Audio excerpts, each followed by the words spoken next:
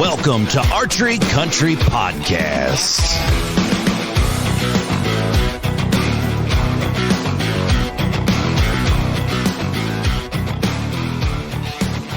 What's going on, you archery gurus? Welcome back to Archery Country Podcast. This is your host, Waite, as we are sitting live with one of the coolest podcasts coming out. And I know I say that over and over. It sounds like a broken record.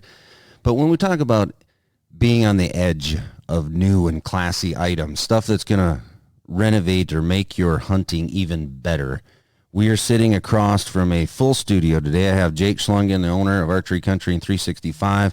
Dan Block is with me. And we also have Mr. Ernie Power from TETHRD, quote unquote, for saddle hunters by saddle hunters, ultralight hunting redefined. Tree saddles is one of the fastest growing things in the archery world, especially archery outdoor world.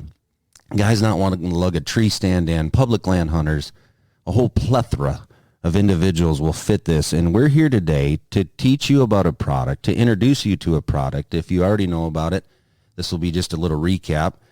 But Ernie, I got to ask you, first of all, how you doing? I am doing great. I'm glad to have you guys up here. It's I've always been a fan of your guys' store and everything else, and it's just fun to sit down and chat with you guys. I thought George Strait rolled into the parking lot this morning with the leathered truck. I mean, he's pimped out and looks good. Where are you from, Ernie? I grew up in North Idaho, but then right around 94-ish, I moved out here to go to college, and have been a Minnesota resident ever since. So I've just kind of never left. And in the last 10 years, I found a wife and I got a couple kids and have really kind of sunk in here pretty deep. So, yeah, from Idaho to Minnesota. Okay. And where is TETHRD located? Right now, we're located out of Jordan, Minnesota, so just on the southwest suburbs.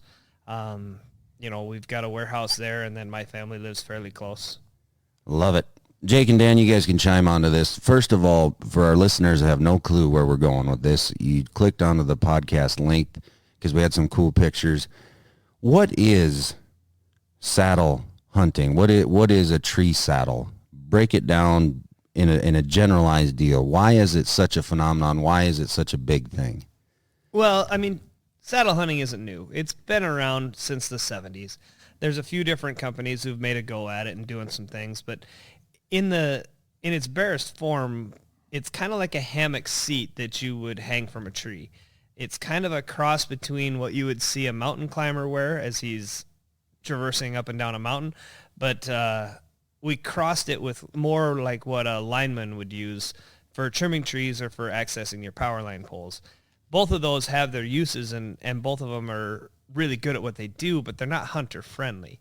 And what we tried to do is take those two products, add features and benefits to it, get rid of some other features that aren't needed, and try to make a lightweight solution that is both comfortable to sit in for long periods in a tree, but is lightweight, packable, and in and out of the tree. And the idea is you can have all of your stuff be completely mobile. It's lightweight.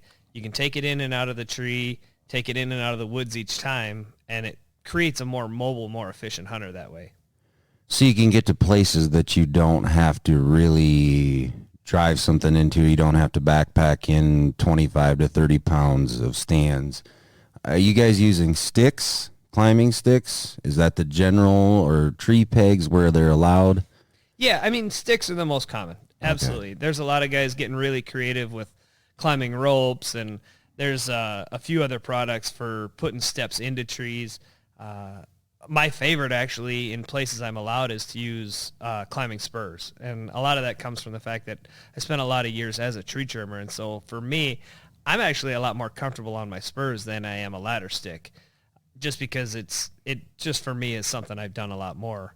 But basically, any way that you could get into a tree for a lock-on or some of your normal hunting situations, you can use with a saddle. What we're doing is we're changing what's at the top of that climbing method. Gotcha. And this is allowing us, we're going to break into what your main products are here in just a little bit.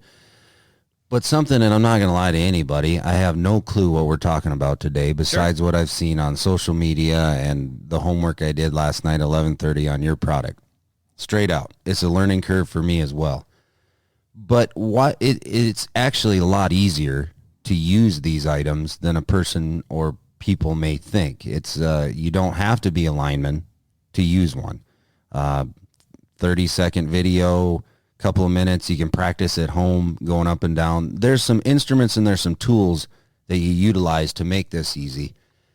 Just kind of go through not only what you wear, but what you use to go up and down the tree and then attach to the tree. Sure. And so everybody's going to develop their own system. I think that's one of the beauties of this whole deal is everybody's going to do it a little bit different. But the main gist of it for, let's say myself, I would have a set of climbing sticks that I take into the tree with me. And I actually use an aider, which we can discuss that if you want to. It's a way to make your sticks go higher. You can get more height out of each stick by attaching a webbing or rope ladder that hangs off the bottom. Okay. And mainly because, I mean, I've been told I have the inseam of a beagle. And if I had to use just sticks to get up in a tree, it takes a lot more sticks for me because I just can't lift my legs high enough to make the long steps. So kind of in a circle there a little bit. But so I've got my climbing sticks and I'm going to walk up to a tree. And I generally at that point I have my saddle on.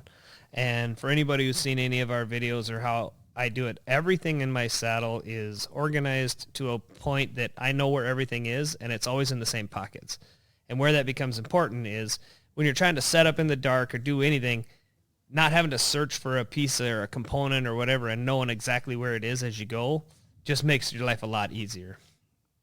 So I get to the tree, start putting my sticks on the tree, and I actually will hang my sticks off of one side of my saddle. And the first thing I'll do is put my first stick on the tree and then attach my lineman's belt. And what that is the lineman's belt is a rope that goes around the tree and it connects to your saddle at both hips. And what that is it gives you a way of being attached to the tree from the ground. And as you're climbing up, it's always there. And you want to adjust that such that you can put a little bit of back lean into yourself and have tension onto that rope. And what that does is, let's say I get up and I'm standing on my first climbing stick. I can use both hands to attach the second climbing stick because that rope is holding my hips in place. So that's going to be a lot safer for attaching and taking down your sticks. But also, if you were to slip or anything come off the stick, that rope's going to slow you down as you come down, or it's going to hang up on a branch or a stick or something and keep you from falling the rest of the way down. So that's kind of how you're attached to the tree on the way up. I got one question with that. Yeah. How are you attaching your sticks to you, and then also your weapon? Okay, so my weapon lays on the ground. I am a big fan of the Doyle's retractable hoist. It's a spring-loaded dog leash, basically, that I attach to the back of my saddle. And I'll attach that to my weapon and leave it on the ground as I'm climbing. The sticks, on the other hand, there's a bunch of different methods. I've used parachute cord. I've used wire ties. I've used basically, like, depending on what sticks I've got, a clip-on that will go on my belt. But the idea is that I hang them off of the saddle as I go. And space them enough so they're not clanging or hitting, or they just... Well, it kind of depends on the brand, right? So if you're looking at some of the tethered brand stuff, our climbing sticks actually stack together. And so you only have to attach the first one to your belt because as you're climbing up, you can peel off the other sticks off to the side. But if you are going up with a different brand or you've got sticks that don't stack together, then yes, I would hang one off the right and one off the left. And generally, with my climbing method, I need 3 sticks. I run a pretty long aider off of each one. And so I walk up to the tree and I put my first stick on and I put it as high as I can reach and still do the attachment method. So for me, that puts the top of that stick at about 7 feet. And then my aider's hanging down. Then I've got one stick on my right and one on my left, or maybe I've got my platform on my right, one stick on the left. If I'm doing it that way, I'll actually take the attachment method for stick number 2 and hang it off the top of the stick of stick number 1. And then my platform's there. So then I climb up, I get to the top of the first stick, I can reach down and grab the rope for the second stick, pull it up and attach it, put my aider, climb up, grab the third stick off of my hip, put it up, climb up, grab my platform off the other side. So I don't want to come up and down the tree more than once. So it's a one trip for me, and I just try and figure out what the best way is going to be to be able to do it in one trip. So for the guys that aren't using a Doyle's hoist, I like to put that in the middle of my back. That just seems to be the most convenient place for it. But what some guys will do is they'll hang their platform off the middle of their back and one stick on each side. But the idea is, like you had kind of hinted toward, is as you're climbing and things are swinging, you don't want them hitting into each other. So I separate them. And then the aider that's coming off the stick, that's something I've never even thought about. What are you running for that?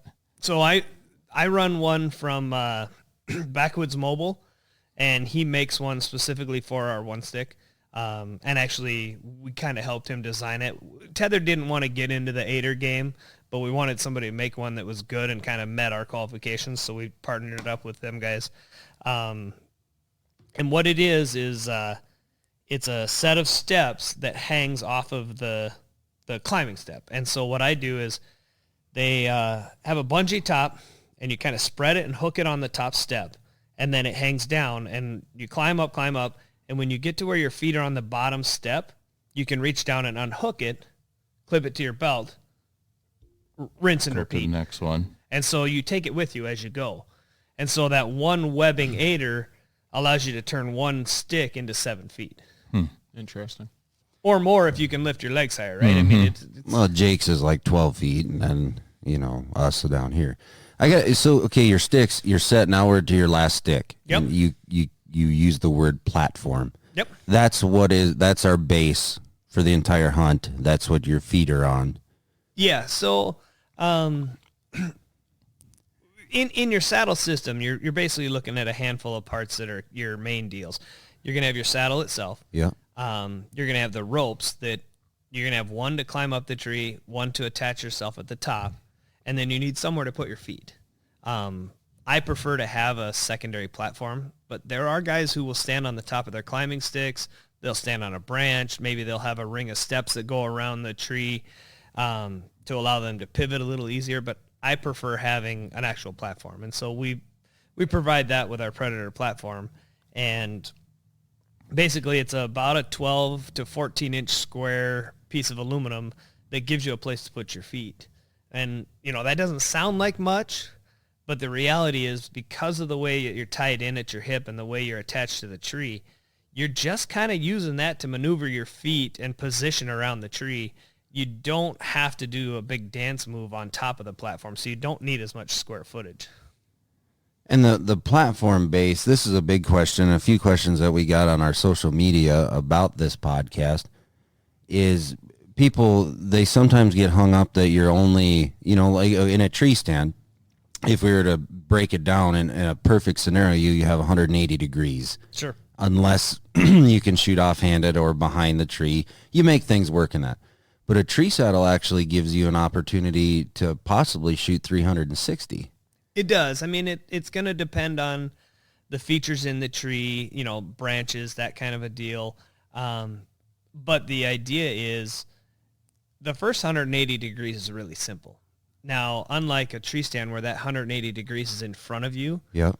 the easy 180 degrees is going to be on the strong side of your tree, which is going to be the side that you normally shoot from. So if you're a left-handed shooter, it's going to be the right-hand side of the tree. Because as you're facing the tree, your right hand, which is where you would hold your riser and whatever else, is going to be easily to access on that 180 degrees without a lot of movement. That being said, it only takes a little bit of a positioning of your feet to add almost 90 degrees counterclockwise around the tree, and then you can come back around the other way, and by pivoting your hips and your feet a little bit, pick up the other 90 degrees. So then all of a sudden you've got 360 degrees around the tree. So how are you setting up when you get to, what's your ideal setup on facing the tree? You want the trail off of your non-dominant side, basically? Well, for me, yeah. So I'm a left-hand, well, up until recently, I'm a left-handed shooter. I try to set up so that my ideal shots are in the 2 o'clock range. So for a right-handed guy, it'd be in that 10 o'clock range. Mm-hmm. Because at that point, it's really easy you can hide behind the tree if it's not a target animal. It doesn't take a lot of movement to kind of pivot over. So let's say your main engagement area is going to be in that 10 o'clock range and you're standing at 6. It doesn't take that much to pivot over to 4, and then all of a sudden the tree's between you and any animals. but it also doesn't take that much to pivot over to 8 and you can catch anything coming through there. Right. But I like being able to kind of pivot behind the tree, or even a lot of times I will sit behind the tree completely and only pivot out if I need to shoot. Makes a lot of sense. And then when you're set in your tree and now we're connected, you have your lineman rope still on. Are you switching over to a top connection rope?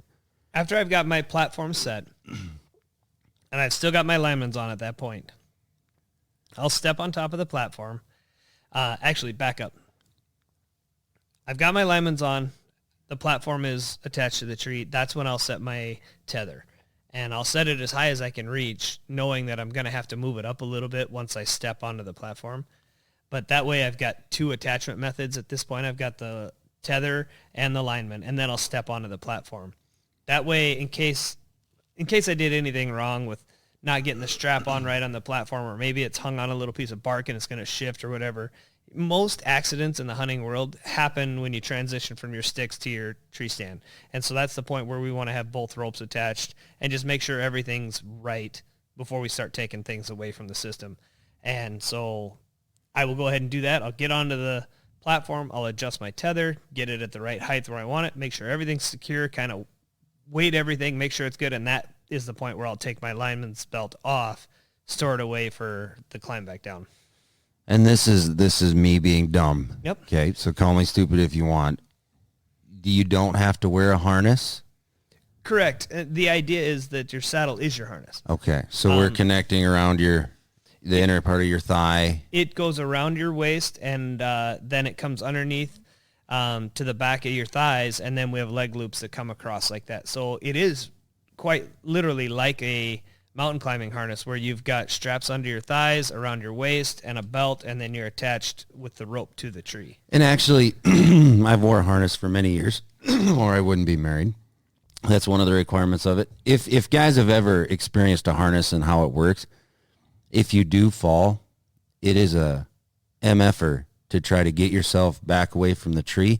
But with the tree saddle, if something does happen, you still have both hands and nothing's pulling up on your tether's in front of you. Yep. And you're cradling, the bottom portion of your body below your mass. So it would be easier to control something if it did happen. Well, the other nice thing is, too, the way we kind of look at it is when you're wearing your safety harness in a tree stand, it's there to catch you if you fall. Mm-hmm. So there's always slack in that system, right? So it's generally set up so that it's kind of tight, or maybe just has a little bit of slack when you're sitting down. But when you stand up, all of a sudden you introduce a bunch of slack into that rope and that system. And when you fall, they generally have breakaway systems built into the tether as well. So all of a sudden that whole thing gets really long. With a saddle, we tend to think of it more as it prevents you from falling, because when you're using a saddle, there's no slack in the system. You're actually leaning into the rope. So if you were to step off of your platform or step away from anything, there's no drop. You just swing into the tree, and then you just kind of push off and put your feet back onto the platform. You're not going to end up hanging from your shoulders a foot below the platform. So it makes it so that it's a lot easier to self-recover. So we're in the tree. We're hunting. Like you touched on a little bit, hiding. Never even brought that into consideration before, that you can hide from your game. Use your tree. How is there a size difference in trees? Are we looking for, and I know we're going to go over tips and tricks here at the end of the podcast, but am I going to a cottonwood that is 4 feet across? Am I trying to find something smaller? Is it all personal preference? Is it you can go where you need to go to hunt? We like to say the beauty of a saddle is it lets you get in the tree that you need, not the tree that fits your tree stand, right? So a lot of times, especially with a climber, I mean, you got to find the tree that matches your climbing and your tree stand, whereas the saddle lets you get in the tree that you need to be in to kill your deer. That being said, I like to find something that's about basketball size at the point where I'm hunting. So it might be a giant oak at the bottom and branch out, and once I get up to where I'm at, it's a smaller basketball size branch that I'm tied around. And because that seems to be about the limit to where I can get 360 degrees around the tree and never have to leave my platform. As you start getting into bigger trees, that's where I'll actually set my platform level with my climbing sticks so that I have another thing to stand on. So as I'm pivoting around, I can put my foot on top of the stick to get a little bit further around the tree. But if you're on about a basketball-sized tree, you don't need that extra step. All right, so products, we are going to carry these for those folks that are listening right now, wondering where. We're right in the neck of what we call the dog days here at the shop. Like, it's right around the corner, and we will have products available. And we're all going to be, probably not me right away, we're going to be trained on this. Dan, I know you've played around with saddles. Jake as well. Buck up in St. Cloud has done this. And a lot of guys. I've had different saddles over the years. I have one of the tethered ones. I started out with like a trophy line one back in it must have been 90s. Yeah, we all did. Right? I mean, that's what was around. Big, heavy, it's Ernie's done a lot to make that a more enjoyable experience. But yeah, by the time this podcast drops, we will have product in the stores that, you can come in, we can show you how to use it, try it on, go through the whole spiel with you. And actually, unless I'm mistaken, you're the only bow shop in Minnesota that'll be carrying it at this point. So, did you hear that, everybody? I'm pretty excited about it. Yeah, make it a little more busier for us, Ernie. That's awesome. Before we get into your product showcase, how big is there a weight? Okay, if I walked over to a tree stand right now, some of them are 250 pounds, some of them are 300. There are some bigger hunters out there. Yeah. And you have size there's a size chart on your website. I'm kind of cheating the system here and knowing the answer, but you can be a little itty bitty new hunter, or you can be a big guy, correct? Yeah, and we do have some different sizes, and depending on which product line you want to chase down, like our Menace line has 3 different sizes, basically a medium, large, and an extra large. And then in our Phantom line, we've got 2 sizes, the Phantom and the Phantom XL. Everything that we have has been tested with a 300-pound drop weight. Okay. And basically that comes down to, that's the dummy that they had at the TMA testing facility at the time. Mm-hmm. Our materials are all individually rated stronger than that, but we didn't have a dummy to test it higher than that. So everything's got a 300-pound weight rating. And that's how we go ahead and run that. And then as far as like the size of your body, they can kind of run the whole gamut. I think our Phantom goes down to something ridiculous, like 26 or 28 inches now.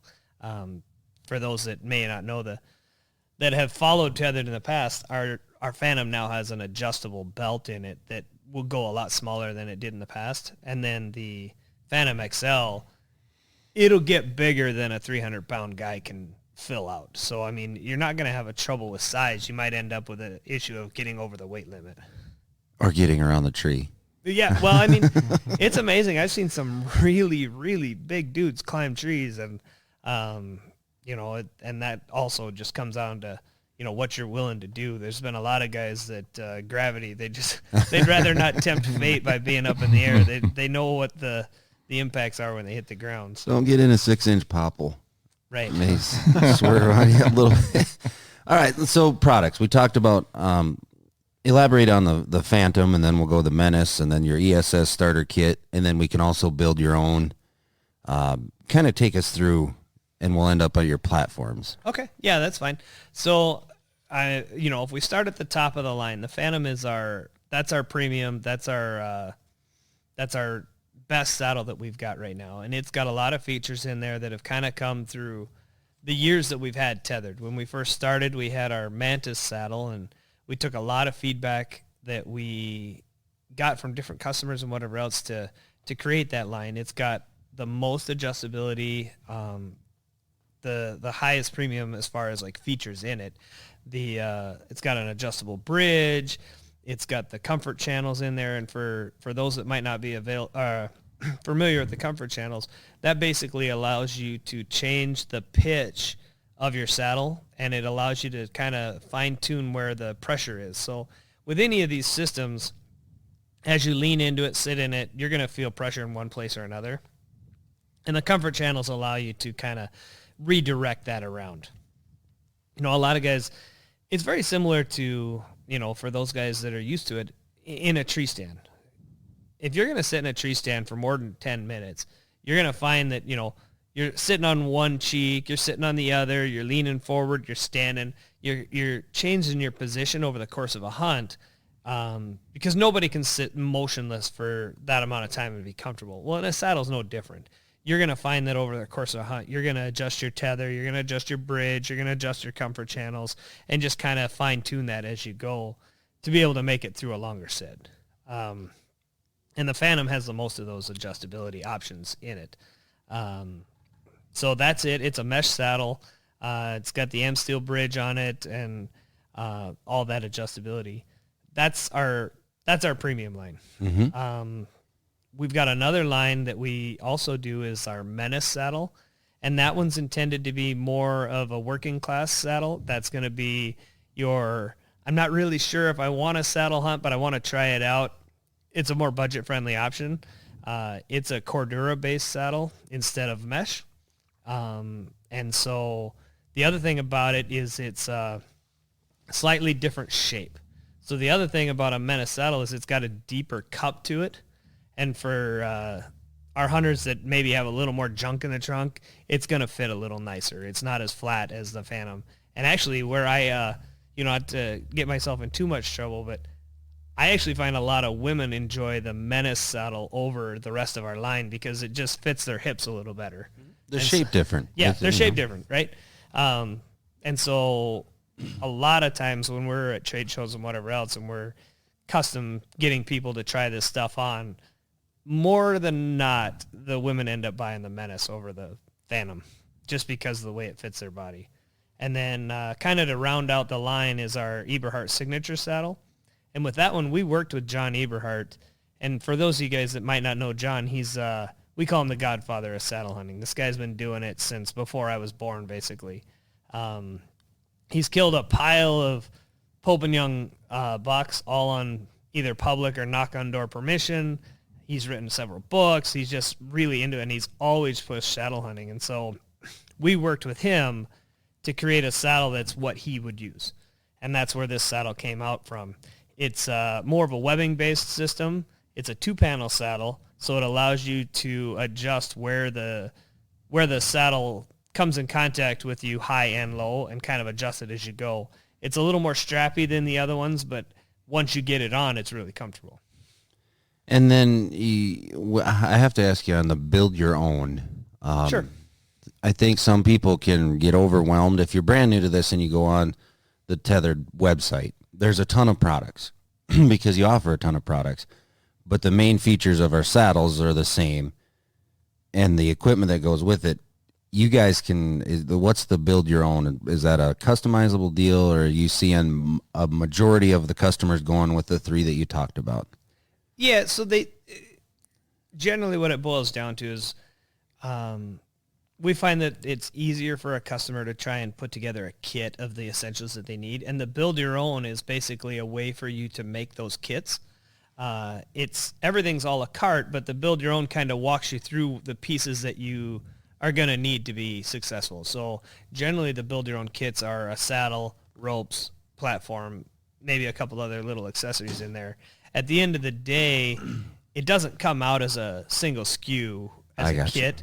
It just is a way for us to piece part all the a la carte items into a bundle so that you make sure that you're getting the essentials that you need to get going.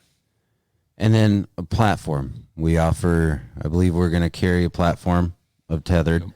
You offer 2. Yep, we do. The XL and the standard. Correct. Which you already kind of gave some dimensions on that.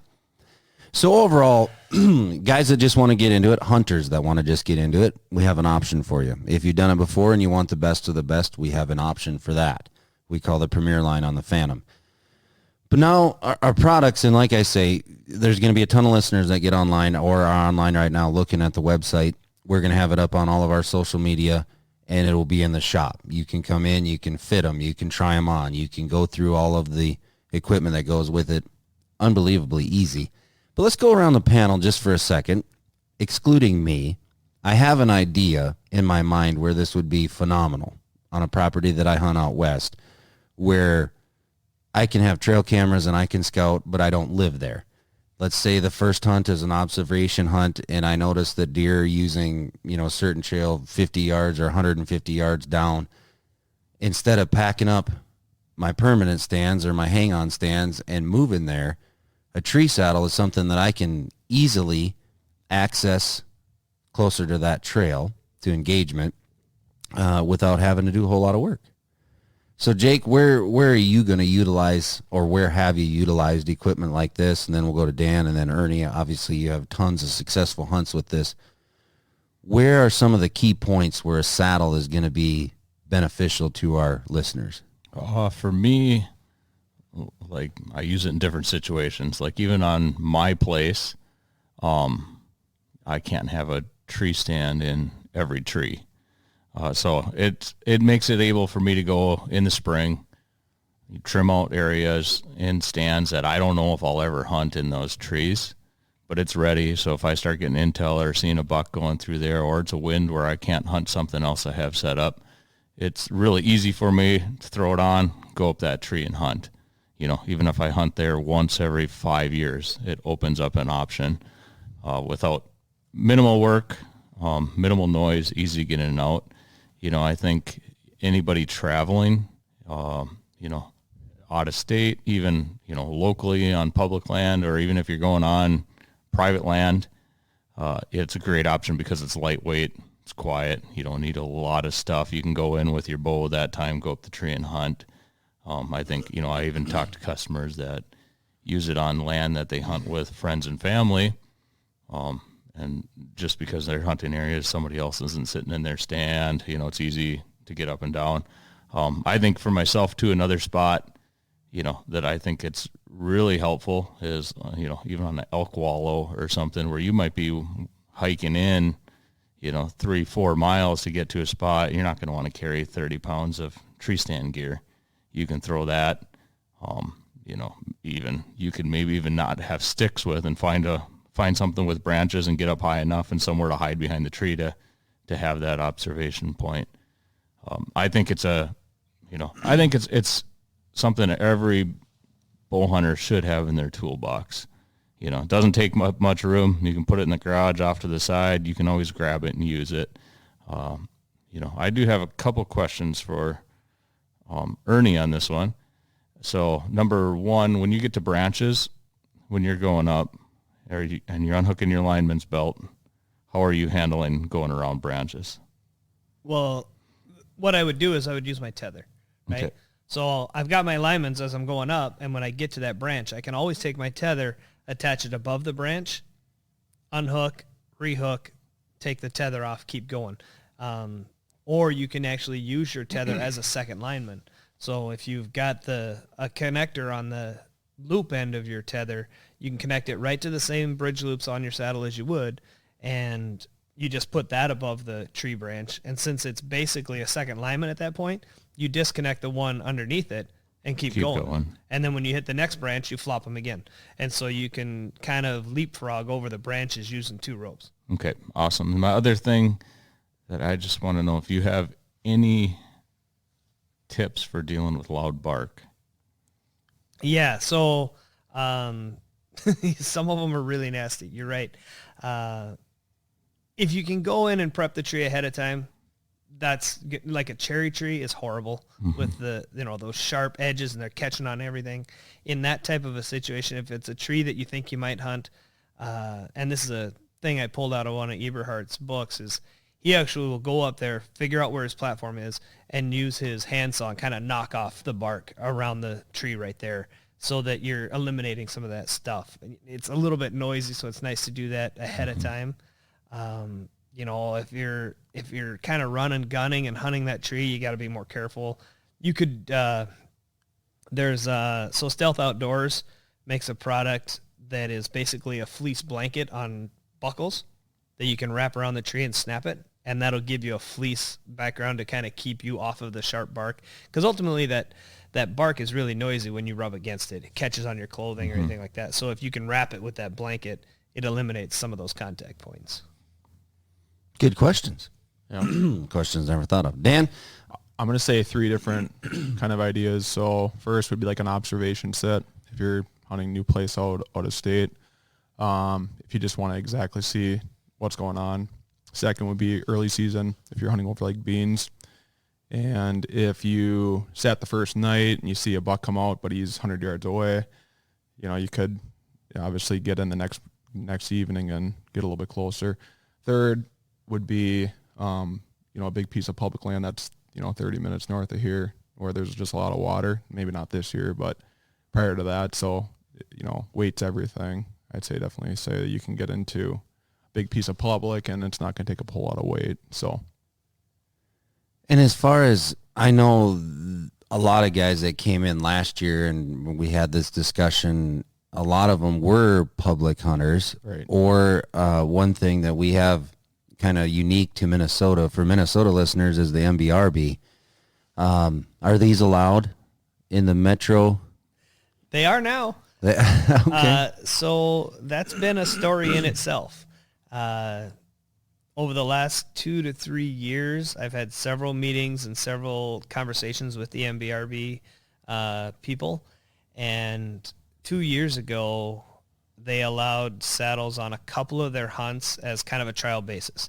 And they kept track of everything. It's funny. I mean, they kept track of the wounding statistics of saddles versus not. They kept track of who was killing more deer. They kept track of everything, right? And actually, at the orientation meetings, I was in one of the hunts that it was allowed on. They had me inspect everybody's saddle ahead of time. And so it's really come a long ways so that now this year is the first year where saddles are included in every hunt. You're kind of policing yourself. I don't have to be there checking your equipment, which is awesome for me.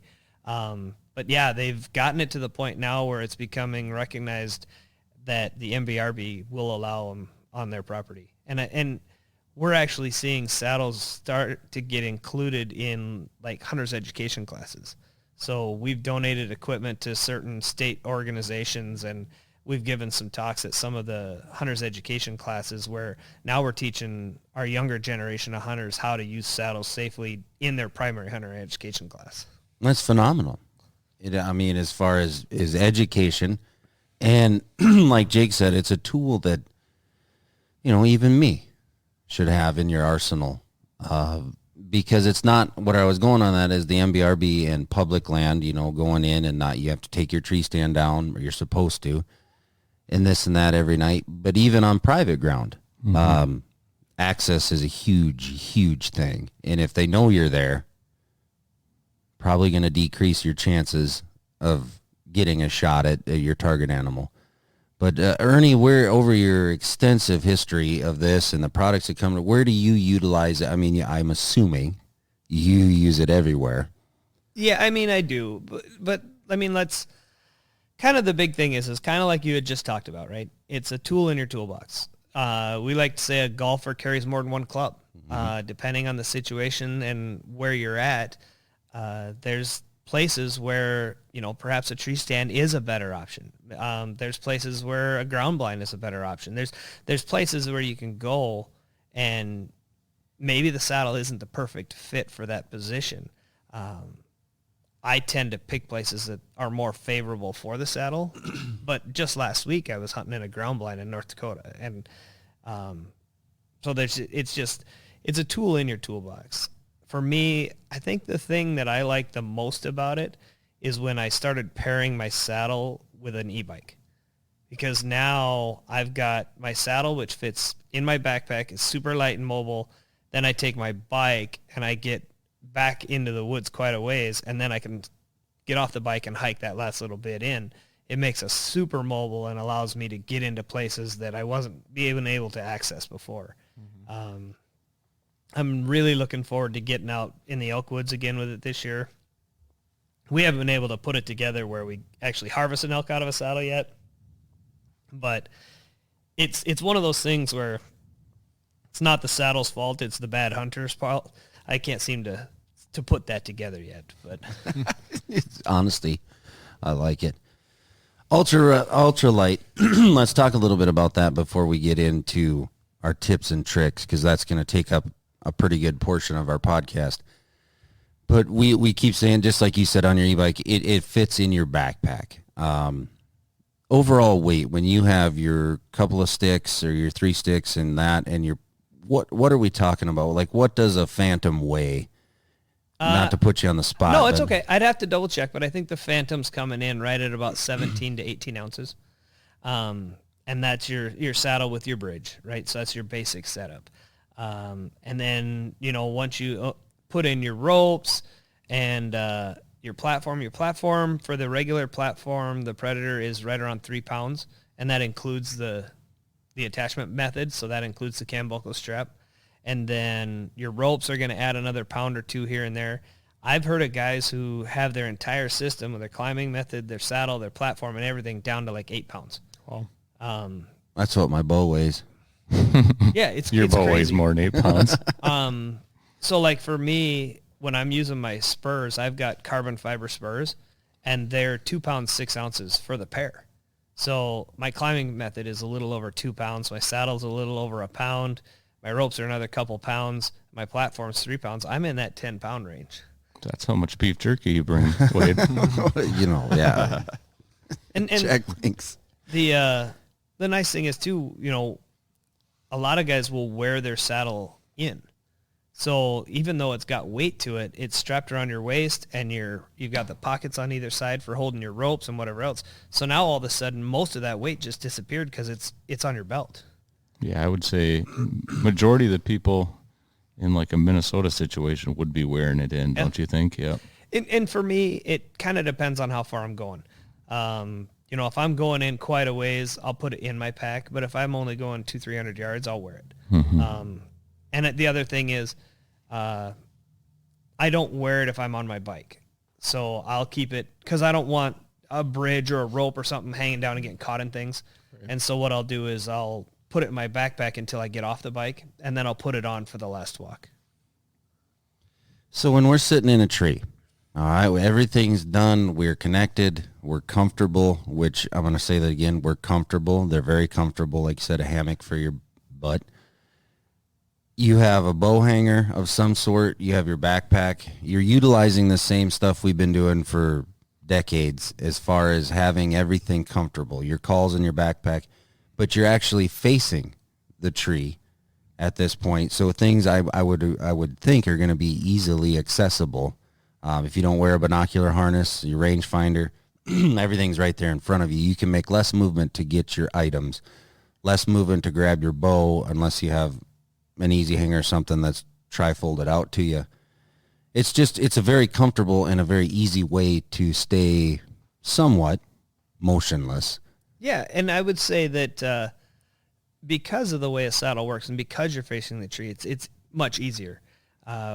We designed our his strap, it's our hang your stuff strap on the side of the tree to be it's a public land friendly strap that straps around the tree, and it's girth hitched around the tree with a tail. And what I generally tell people to do is attach your backpack to the tail and put that on, put it on the side that you're not going to be moving into that much, right? So you put your backpack on the tree hanging off the tail. We've got a bow hanger that attaches to that his strap so you can actually hang your bow. And when you do, your bow is actually basically touching the tree. It's really close to the tree, and I try and set it up so that it's at a height that when I'm in my saddle, I'm generally in the same, section where like my butt is at a certain height, and it's always at that height. So I set my bow up so that the riser is right in front of me. I can reach straight forward and be able to grab it without having to move around a lot. And it's right next to the tree. So again, as I'm behind the tree and I'm reaching up to grab my bow, that motion is kind of protected by the tree. My backpack's right there. And as far as like binocular harnesses, I don't wear one in the tree. I don't like it there. I just, for whatever reason. So what I do is I've got a pouch that hangs off of my his strap that opens up, and my binoculars sit in that pouch, and they're just right in front of me, accessible for the whole hunt.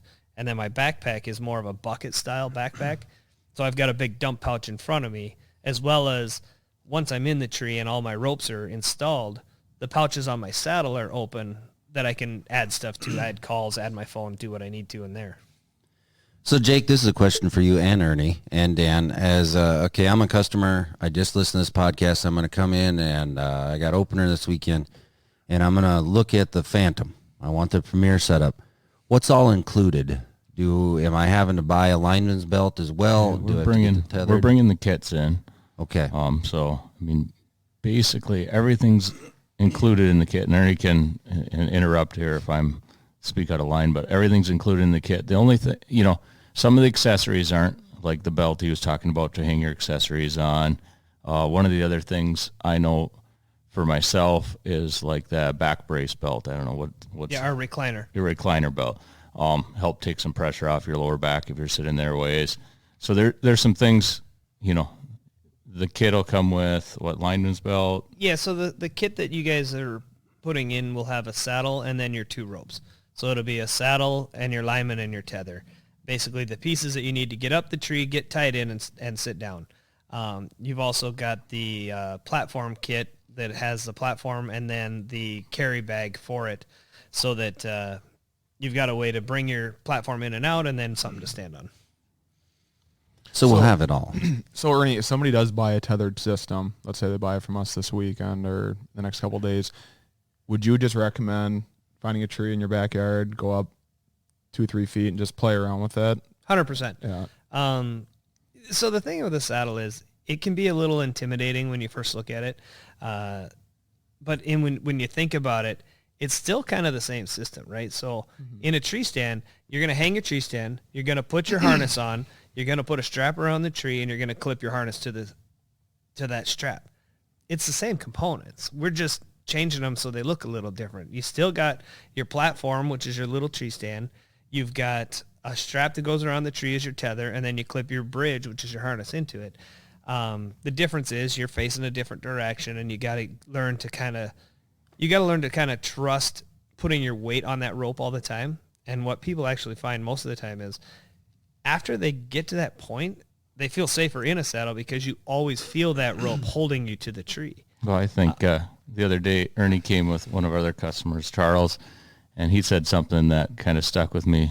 He naps in his, and safely. You think about that. That tells you right there how safe that system is, that you can just basically go limp against the tree and hang there. Sold. Yeah.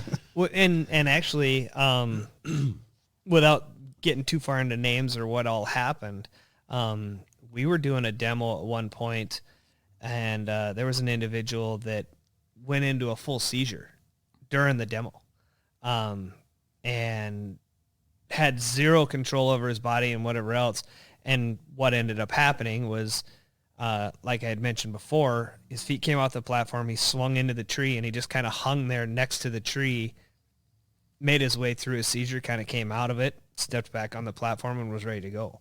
I mean, it's not something we would like to videotape or whatever else, but it happened, and I was like, wow, that actually was pretty cool to see the way that worked. It was safe, yeah.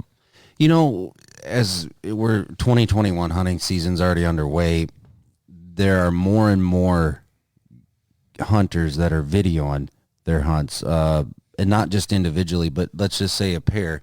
If you're for a commercial outfit, or if you're just doing it, or just a buddy system when you're hunting, taking out younger hunters in the situation, if you've done it in your backyard and you've trained, it's very easy for 2 guys or 2 hunters to go in and not have 2 stands and a bunch of clanking and banging around and having to trim all that excess stuff. You see a lot of it, and it's right now. You can't take it away. If you watch the Outdoor Channel or My Outdoor TV, there's a ton of guys that are shooting out of saddles and video on their hunts and be very, very successful. Sure. So there's a lot of self-film guys, right? And there's some products out there now that are camera arms that are specifically built for saddle hunting. They've got a different length of arm and a multi-jointed arm and some ways to make it easier to maneuver around the tree. But yeah, I mean, you're seeing like the hunting public guys, they're to the point where they'll put the camera guy in the same tree right behind the hunter, and then they don't bring an arm at all anymore, because what they're finding is that the cameraman can actually maneuver around and get better shots just putting it on his shoulder or on his just a handheld camcord, because of the way that you're right there with the hunter and you're able to film. It works out good. My actual, like, the thing that I enjoy the most about the 2-person deal is actually trying to get your kids out, because you can actually set up in the same tree as your kid who's probably nervous, is just learning all this stuff, and you're right there to give them advice and tips and pointers. And then as the, if an animal comes in, you're right there, right? So you're able to be right there with a younger hunter and kind of teach them through it without having to be, so many times it's like, all right, Johnny's going to go sit in this tree and I'm going to be on the other side of the field. Well, you can be right in the same tree with them this way. Excellent And point. I think, too, going back to your videoing thing, like I just use a little Zenic mount that goes in the tree with a little phone holder. And when you're facing the tree, I find it actually a lot easier, because you can have it out 1.5 inches from the tree with your phone mounted on there, and you can easily hit the button and grab your bow, and you're not, you don't have a huge arm coming around you or something in the way that you're moving more. Ernie, I got to ask you this, Jake and Dan. Is it easy to shoot out of it? Not sitting. I mean, okay, so we practice flat-footed most of the time. Sure. Some guys go up in a tree stand, but if you're standing in a tree stand, you're standing. If you're sitting in a tree stand, you're sitting. Here we're cradled. Your top torso is away from the tree. So drawing a bow, getting on an animal, range of motion. Take us through that just a little bit. Sure. So the first thing you really got to pay attention to is if you're going to be shooting your bow at any point in time, we've all been taught this since day one. Form-wise, you're going to want your dominant arm at a 90 degrees to your body. It's away from you, right? Well, if that bow is in that position, then your tether is coming off of your hips directly away. They're at a 90-degree angle to each other. And at that point, you're never going to have any interference, because all of your stuff is going to be off to the side. Some guys, when they first get into a saddle, get wrapped up, and they'll try and pull their bow closer to the front of them. And then not only do you get tangled up in the string, but your form goes all to hell, because nobody teaches you to shoot in front of you with your bow. Right. So that's where a common misperception is that all of the ropes and attachments and things that you're involved in are going to get in the way of your form. And if you're shooting properly, it won't. So that's the first thing I wanted to mention. But let's go back to just some geometry a little bit. When you're standing at an archery line anywhere on the ground, okay, your anchor is your feet, which means your whole body is pivoting at your ankles and your whole body can sway. When you're sitting in a saddle or even standing in a saddle leaning, you've got your feet anchored just like you would, but you've also got this harness assembly at your hips that is anchored, because you're going to have weight into that. Or maybe you also have your knee on the tree.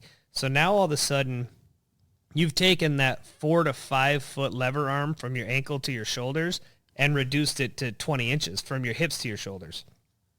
You'll find that if you can get your feet anchored and put weight into the rope, you're actually going to have a more stable shot, because your whole body can't move as much as it could before. And that really comes into play with like a rifle, because when you're in a saddle with a rifle, it's super easy to lean your rifle into your bridge or even swing it over and push it against a tree to get a stable shot.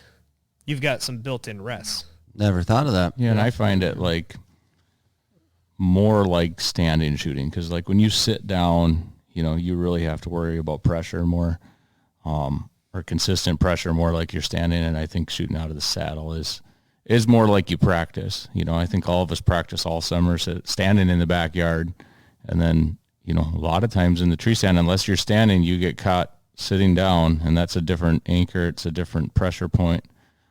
Where I do feel like more like a standing position. Yeah, well, and the reality is, if you're in a saddle, you're not sitting at a point that your legs are at 90 degrees at the knees.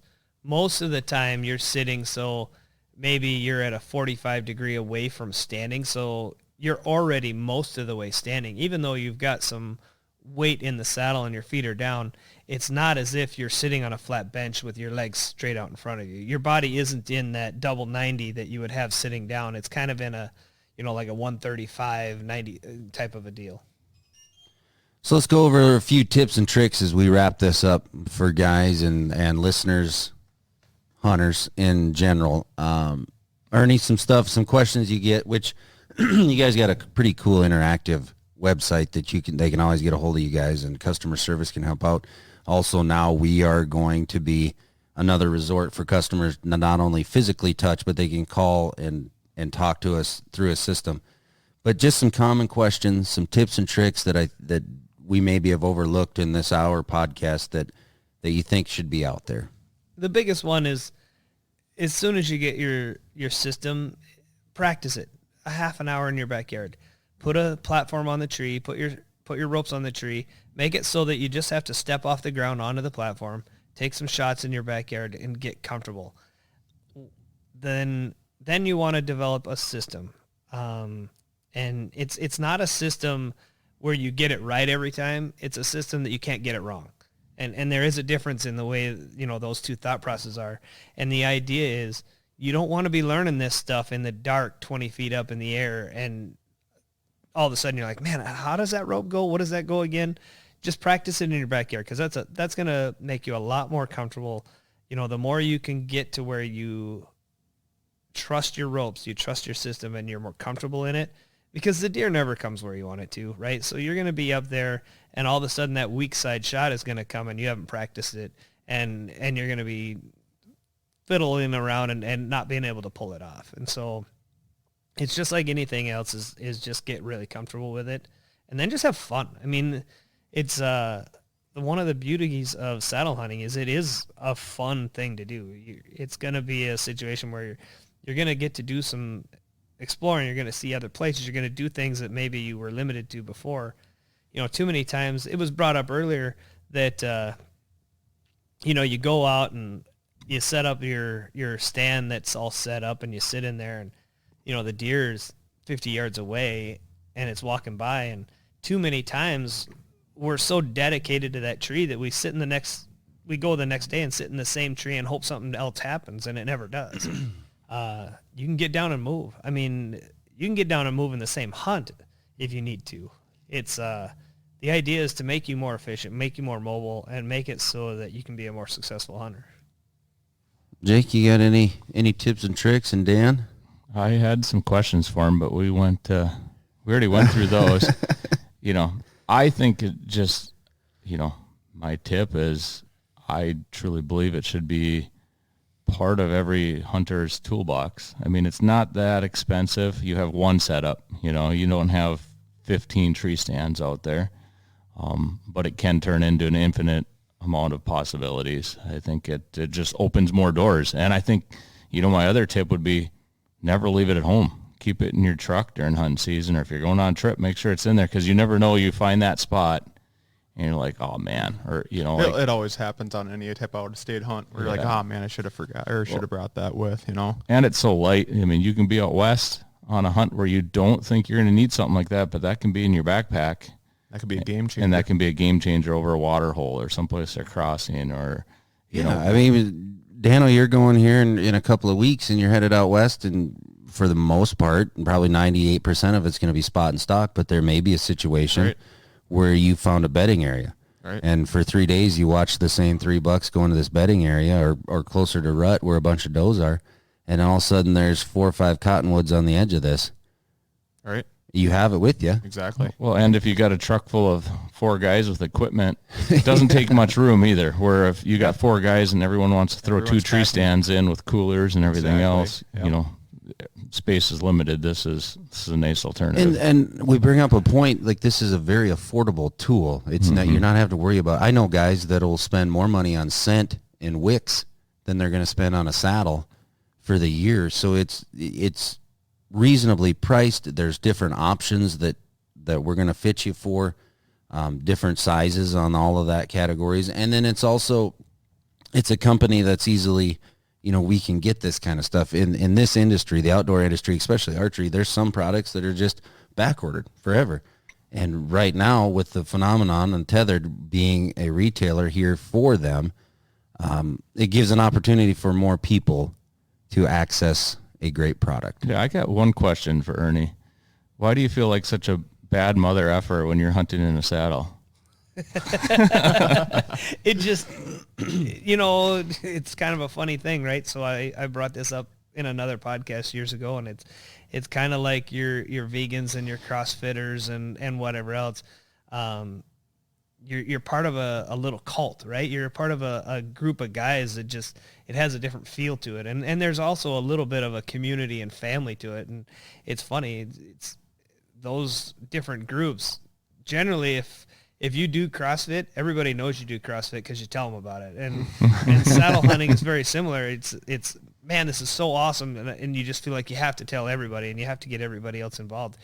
But it's just a cool deal. And I think some of the more fun moments are, you'll be on public land in a tree and some guy will walk by and they'll see you up there, and all of a sudden you can just tell in their mind, they're like, what in the Sam hell is going on in that tree?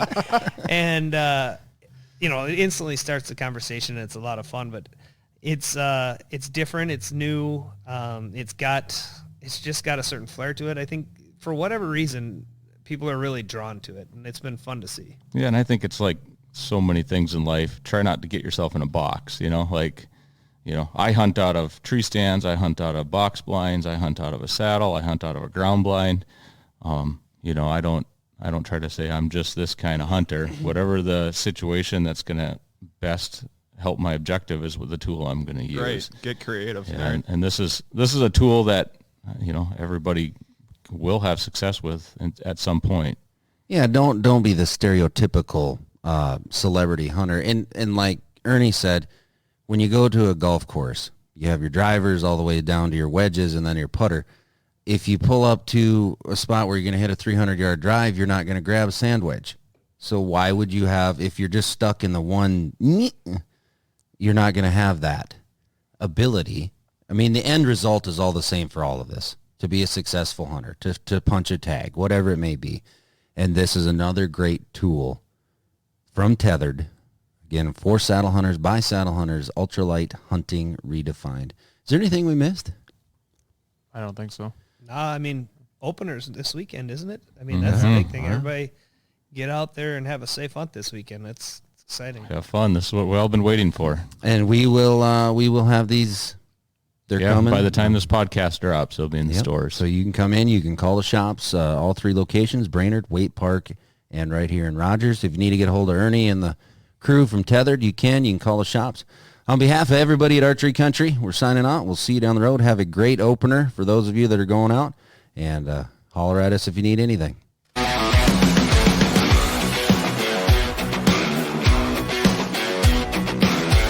Thank you for listening to Archery Country Podcast.